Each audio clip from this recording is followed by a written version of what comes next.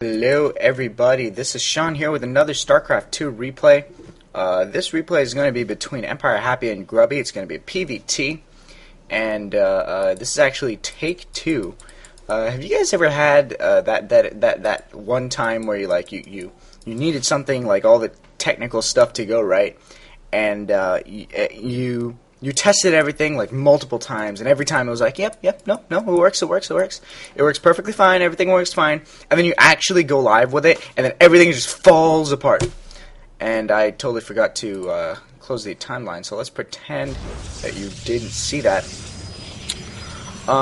So yeah, this is going to be a PvT. I'm not going to be complaining too much about what went wrong, because it's always fun to cast, even if it is all for nothing. So, not like that's wasted time or anything. It's still so much fun, and it's always nice to get a dry run.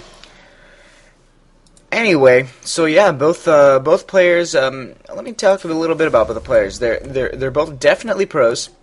I'm fairly sure they're both teamless, but at the same time, they are both very good at this game. Both masters level players who. I don't know, maybe Grubby's a Grandmaster? Maybe EmpireHappy? I'm not exactly sure. This is a European... This is from the Gigabyte LAN. I sort of disengaged with EU StarCraft after I moved from Belgium to New York. And so I've been a little more engaged with, things like MLG and, only the EU players who come to the US. And we take for our own, like, Stefano USA #1. If nobody knows that mini meme, then you should definitely go check that out. I found that absolutely hilarious. Meanwhile, a very fast expansion got these 15 Nexus going down for Grubby. This is actually a fairly popular build in PvT. A lot of people like it, a lot of people don't. It's a very controversial build. A lot of people think it loses incredibly fast to 2-rax pressure, but at the same time, it does give a very good economic edge, very early economic edge, and helps a lot about 9 minutes into the game with that 1-1-1 Marine Tank Banshee attack, which is so hard to handle with a regular one base. When your expansion's just coming up, it's really hard to handle. So yeah, the gas is just starting to mine for Grubby, and the Zealot are going to come out just to prevent any of these bunker shenanigans that are incoming. Of course, with one barracks, it's going to be not all that dangerous for Grubby. Sorry, my mouse ran out of room, so I don't know why I chose to scroll. So yeah, he's gonna send out the probe just to make sure where and when the Marine's coming. But the Zealot's gonna chase them off pretty well. But I think what Grubby has to be worried about is this second Marine, because he only has one Zealot, and he's gonna have to pull these probes back as soon as the Marine gets into that bunker. And now the Marine's gonna be quite safely tickling away at this Nexus. Going to be harassing and then just falling back to the bunker. And I think that's the really great thing about a bunker rush, is when you micro it right, it's just so hard to handle.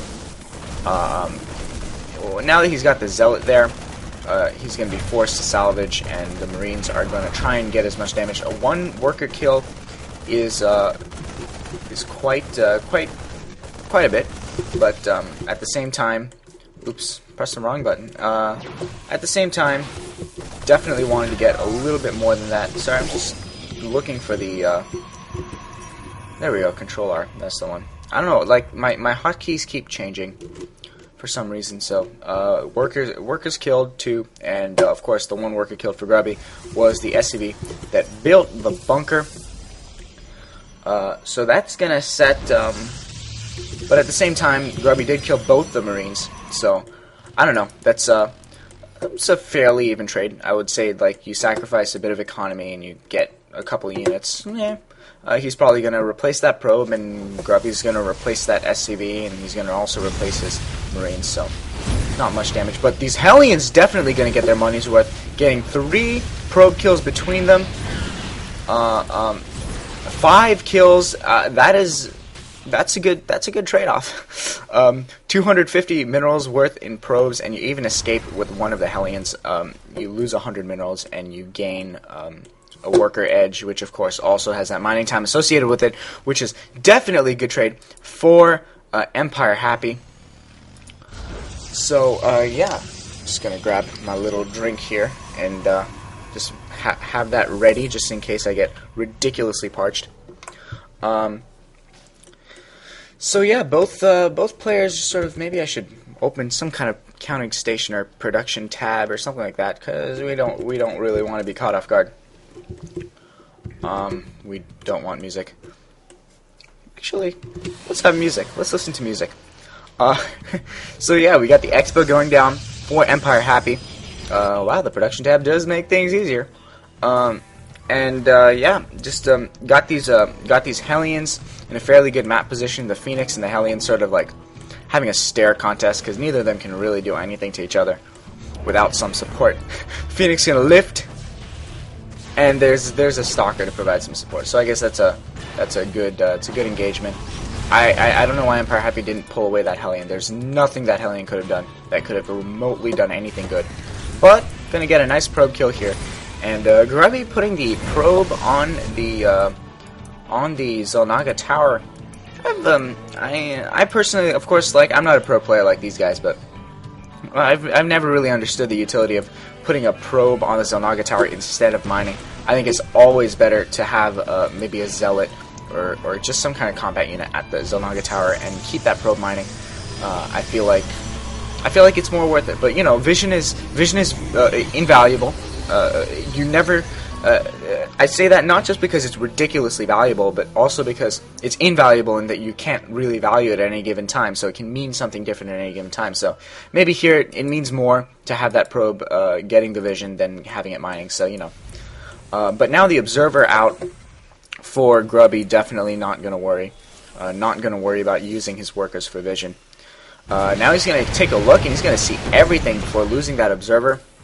Did he see the? I'm fairly sure he saw the starport building. I wonder if he clicked on it. I probably should have checked that while the observer was there. Yeah. So EmpireHappy going to get ready to make that. Oh wait, of course couldn't make the Marine Tank Banshee push because, well, obviously the Hellions, losing the Hellions.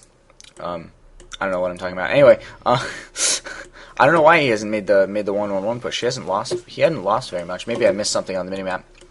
Oh well, that was my derp, I guess. And yeah, both players going to be on 2 base. Going to be both in fairly good position. Let's check out the worker count. You've got quite a worker lead for Grubby. I don't understand why. I guess EmpireHappy just been slacking on his worker production and overproducing units. I mean, unless we're gonna see some kind of like really soon forthcoming all-in, because that third just going down. This is definitely the window for EmpireHappy to make an attack. Only 1 Colossus, and he's got 2 Vikings out, and he's only got 5 Stalkers. And against this Bioball, 5 Stalkers ain't gonna do much. Even with those 5 sentries, the sentry is just gonna be tickling and giving a bit of Guardian Shield. But I don't know, guys. I would definitely say that the window is closing. You've got this Nexus almost halfway done. You either want to deny that third, or you want to be. He's making SCVs, which I think is a mistake here. He's already behind, and I feel like he should make something happen and do some damage to his opponent, because his opponent is definitely ahead in economy.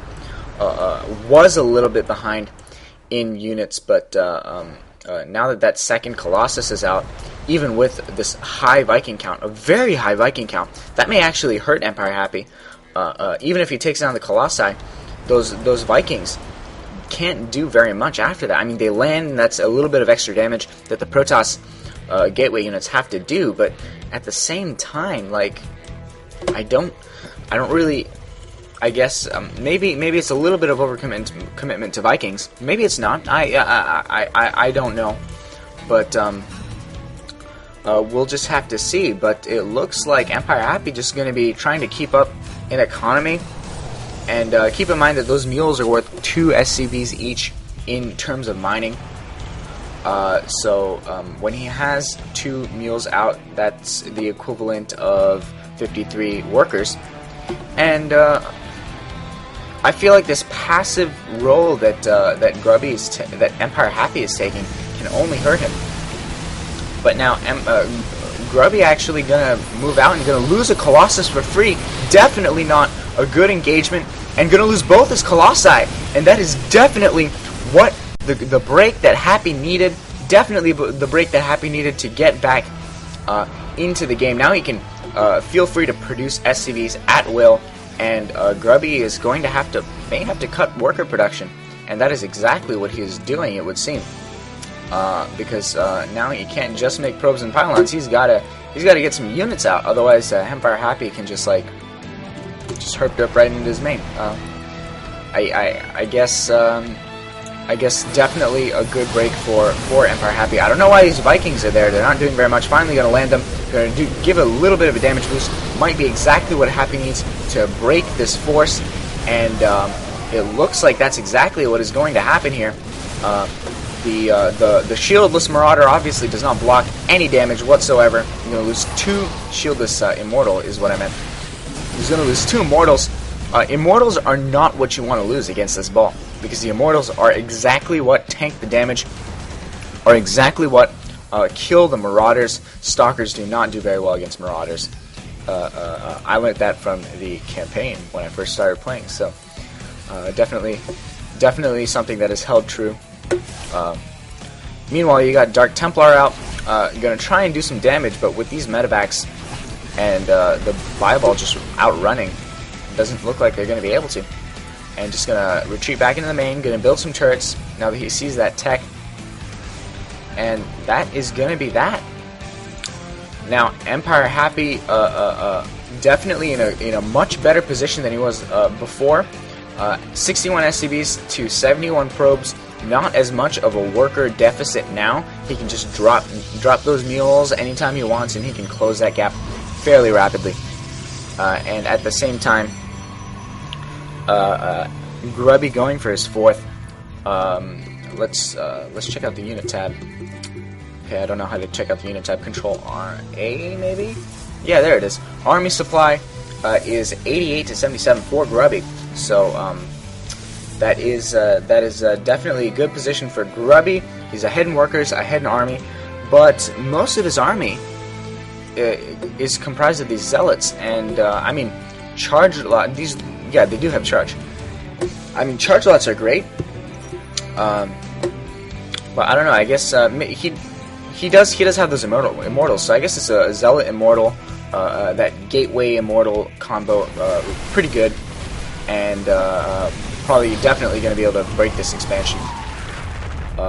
Force EmpireHappy back to 2 base, and that fantastic force field going down, forcing the SCVs into the choke. It's just like spilling into a bloodbath. Going to lose a lot of workers, and very, very good engagement for Grubby. Going to happily lose those zealots in order to cover his escape.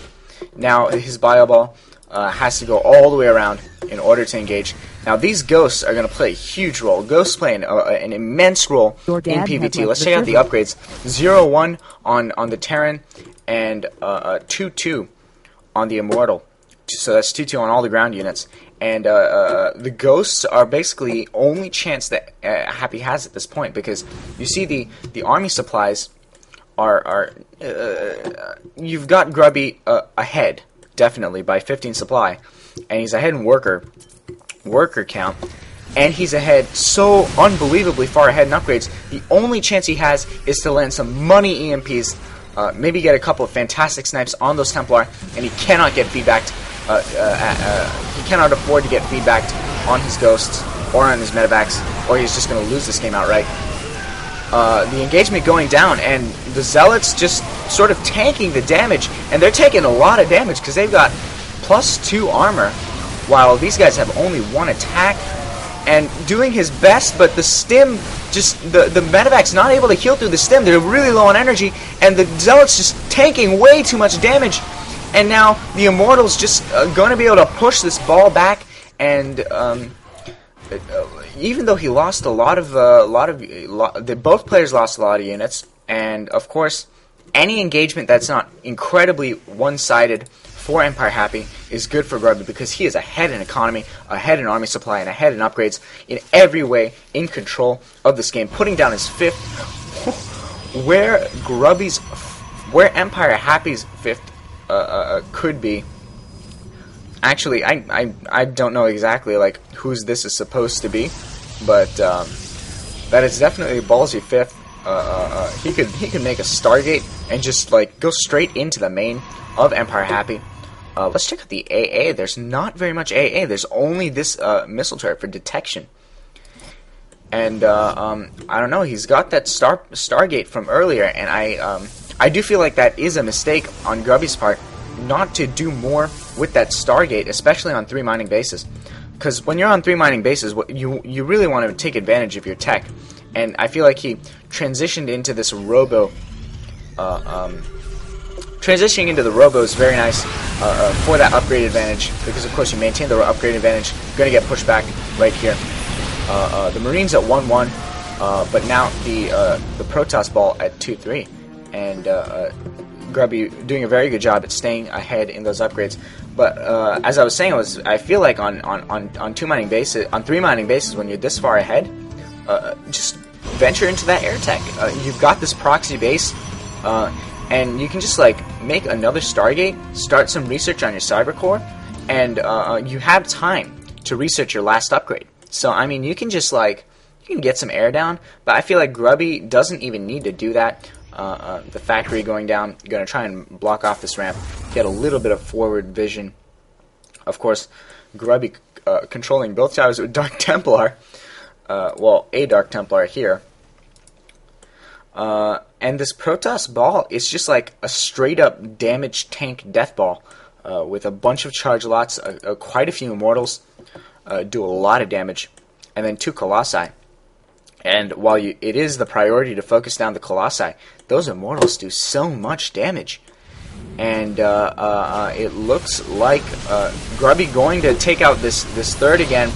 And nice chem field. No, that is actually a very good preemptive force field, knowing that the Terran ball is going to be coming through there. And GG from EmpireHappy as he leaves the game, and as do the casters of the Gigabyte line.